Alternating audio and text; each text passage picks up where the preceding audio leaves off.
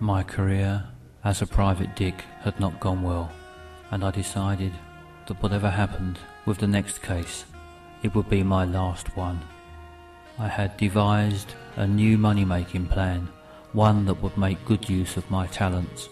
I had perfected the art of disguise, and my plan was to become a sperm donor, and with my many disguises I'd be able to go in and donate 4 or 5 times a day, and at that rate, with the money I get from each deposit, soon I would really be coming into money. My final case as a private dick was working for an insurance company. A woman had made an injury claim against them, saying she could no longer work due to injury. That meant she was barely able to walk. All I really had to do was observe her. I thought that should be pretty easy, but how wrong I was.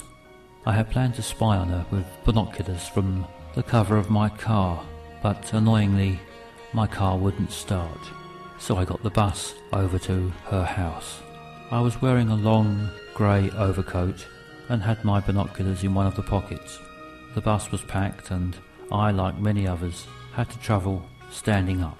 Unfortunately, the bus braked rather hard and I fell against the young lady, who misinterpreted my binoculars for something else and loudly accused me of sexual assault.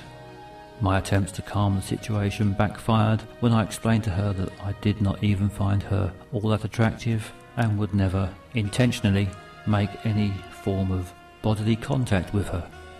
That resulted in her and several other passengers pushing me off the bus.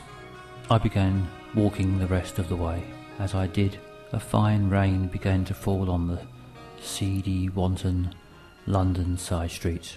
I was walking shoulder to shoulder with pimps, drug pushers, pickpockets, pocket pushers, pocket pimps, pimp pushers, politicians, politician pushers.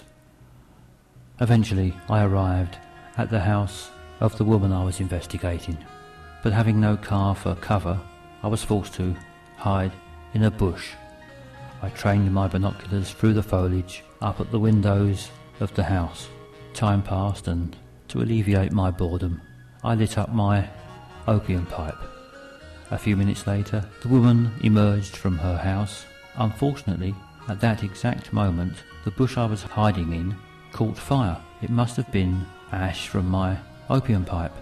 I quickly tried to get out of the bush, but my raincoat was caught and I was rapidly catching on fire. No matter how much I struggled, I couldn't get free of the burning bush, so I shouted out for help. Luckily, the woman I was investigating came to my rescue. She'd heard my shouts for help and came running towards me with a bucket of water. Running, I thought, so much for her being hardly able to walk. After she'd thrown the 5th bucket of water over me, the fire was extinguished. She helped me out of the bush. This was one of the rare occasions I was actually happy to be pulled out of a bush. The woman turned out to be defrauding the insurance company, as she was clearly in perfect physical health in every way. She took me into her house and gave me a large brandy for the shock. She joined me with a brandy and we chatted for a couple of hours, getting on really well. We finished off the brandy as well as 2 bottles of red wine and half a bottle of tequila. Before we knew it, we were in bed together, having short-lived, unsatisfactory sex. We drifted off to sleep, and when we awoke, I explained to her the reason I was hiding in the bush. She feared I was going to report her, but how could I? She'd saved my life, given me drink, a bed, and on top of that, she promised to share her insurance money with me if I kept quiet. I happily agreed. I must have already broken at least one of the private dick Hippocratic oaths, if not 2. So that was it. My career as a private dick was over. But I had come a long way and was now about to start a new career. Tomorrow I would buy some dirty books, put on one of my disguises and head down to the sperm donor clinic. Maybe the best was yet to come.